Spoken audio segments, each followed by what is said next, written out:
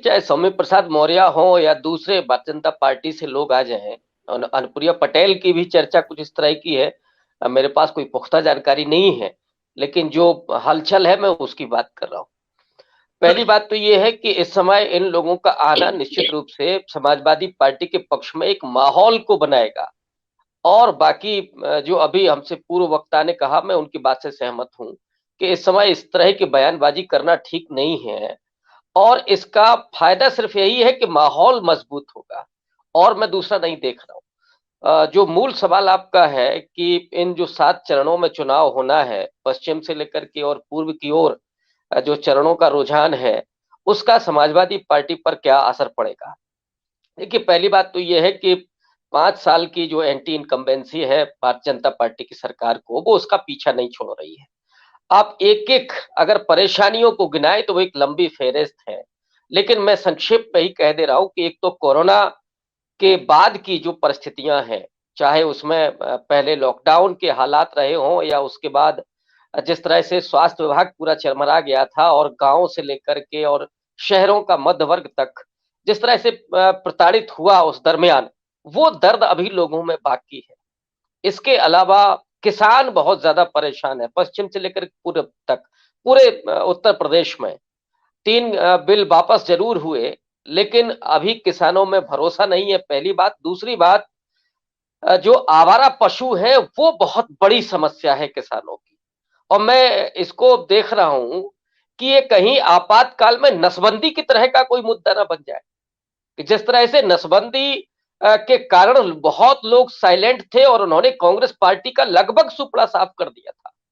ये जो आवारा पशुओं का मुद्दा है, जिसमें किसान की कहीं पैर टूटा है, कहीं वो रात भर सो नहीं पा रहे हैं, या शहरों में भी आप जाइएगा तो आपको बाजार में वो सांड और इस तरह के तमाम और जानवर दिखाई देंगे जो दुर्घटनाग्रस्त होते हैं लोग उससे। ये एक बड़ी समस्या है, और उस पर नौजवान बहुत नाराज है, जिसको 4 साल से नौकरियां नहीं मिली हैं। मैं पश्चिमी उत्तर प्रदेश में ही देख रहा था, जहां पहले चरण में चुनाव होने हैं। वहां का जो नौजवान है, चाहे वो जाट हो, गुर्जर हो, या दूसरी अन्य जातियों का जो नौजवान है, जो पढ़ लिख रहा है, तैयारी कर रहा है, जिसे फौज में भर्ती होना है, पुलिस में भर्ती होना है, या लेखपाल की भर्ती देख रहा है।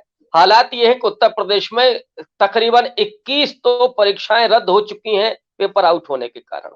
पुलिस फौज की भर्तियां लंबे समय से नहीं आए हैं। तो इस सरकार को और मोदी सरकार को लोग ही गुनहगार मान रहे हैं। एक नौजवानों का बहुत बड़ा इशू है, रोजगार का सवाल। इसके बाद महंगाई ने जो हालात लोगों के किए हैं इस बीच में, चाहे वो गैस हो, पेट्रोल हो, डीजल हो, और वहां से लेकर के बिजली का बिल है, ये जो लोगों की जेब काटी है सरकार ने, जो लोगों की आमदनी घटी है इस दरमियान, उससे भी लोग बहुत पीड़ित हैं। तो मैं जो कहना चाहता हूं कि बहुत सारी समस्याएं हैं इस बीच में, जिससे लोग बहुत पीड़ित हैं। और उसके ऊपर अगर आप उन जातियों का समीकरण देख लीजिए, ये सीधे तौर पर लोग मान रहे हैं कि साहब ये अगड़ी जातियों की सरकार है। कुछ तो ये आरोप लगाते हैं कि साहब ये ठाकुरों की सरकार है, सरेआम ठाकुरवाद चल रहा है। तो ऐसे दौर में पिछड़े और दलितों के साथ जो अन्याय और अत्याचार हुए हैं, उनकी महिलाओं के साथ जो उत्पीड़न हुआ है, ये तमाम समस्याएं ऐसी हैं जो इस सरकार को लोग हटाना चाहते हैं, बदलाव चाहते हैं। और उस बदलाव के केंद्र में अखिलेश यादव हैं कि वो रिप्लेस करेंगे, क्योंकि अखिलेश यादव ने बहुत बारीकी के साथ पिछले 1 साल में अपने पक्ष में जो माहौल तैयार किया है। उन्होंने ज्यादा कुछ नहीं किया, लेकिन जो दूसरी पार्टियों के नेता हैं वो उनको लेकर के आए हैं। या वो शुरू में तो लोग कहते थे कि साहब वो निकल ही नहीं रहे हैं, लेकिन जब उन्होंने निकलना शुरू किया तो फिर वो घर के भीतर नहीं जा रहे थे। ये जो माहौल बना है, उसमें अखिलेश यादव को एक बड़ी बढ़त मिलते हुए दिख रही है। लेकिन चुनौती कम नहीं है।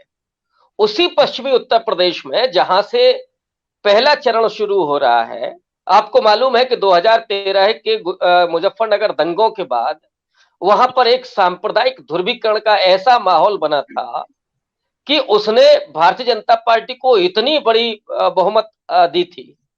तो वहां पर आज भी वो चैलेंजेस हैं। क्या अखिलेश यादव, समाजवादी पार्टी, उनके कार्यकर्ता भारतीय जनता पार्टी के उस ध्रुवीकरण को दूर करने में सफल होगी, या जो भारतीय जनता पार्टी अभी जिस तरह की चालें वो चलेगी, कि वहां पहले चरण में जो महिलाएं लाइन में लगी होंगी, जो लोग लाइन में होंगे, उनकी फोटो सोशल मीडिया पर वायरल किए जाएंगे कि देखिए साहब, बुर्के वालियां और टोपी वाले जिस तरह से वोट कर रहे हैं एक पार्टी को, ये तो साहब मुस्लिम पार्टियां वगैरह वगैरह। इस तरह के इल्जामों को और इस तरह के जो छद्म है, उससे कैसे निपटेंगे, ये चुनौती मुझे लगता है समाजवादी पार्टी के सामने है। लेकिन आप चलिए आइए वहां से पूर्वांचल तक। पूर्वांचल तो बहुत मजबूत है समाजवादी पार्टी का।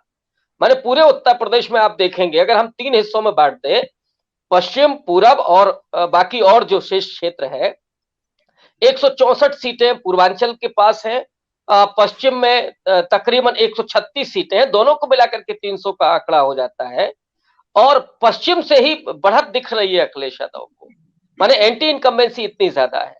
और उसमें भी मैं थोड़ा दूसरे राउंड में और बात करूंगा, लेकिन पूर्वांचल तो बहुत मजबूत है अभी समाजवादी पार्टी का। और यही वजह है कि वहां पर काशी में कॉरिडोर के नाम पर नरेंद्र मोदी ने उस पूरे कैंपेन को अपने हाथ में ले लिया है। और दूसरा, पश्चिम में जो एंटी इनकम्बेंसी है, उसे मथुरा से चुनाव लड़ने की जो जुगत है योगी आदित्यनाथ की, इन दो सिरों पर ये दो बड़े नेता भारतीय जनता पार्टी के, वो वहां बागडोर संभाले हुए हैं। अब देखना ये है कि क्या समाजवादी पार्टी इस पूरे माहौल को अपने पक्ष में कर पाएगी, लोगों की जो आकांक्षाएं हैं उन उम्मीदों पर वो खरा उतरेगी, माने वो पोलिंग बूथ तक ले आएंगे और अपने पक्ष में मतदान करा पाएंगे। और आप हमसे जुड़े रहने के लिए सब्सक्राइब करें YouTube पर, फॉलो करें ट्विटर पर और लाइक करें Facebook पर। और ज्यादा जानकारी के लिए आपको टाइप करना होगा सिर्फ न्यूज नशा।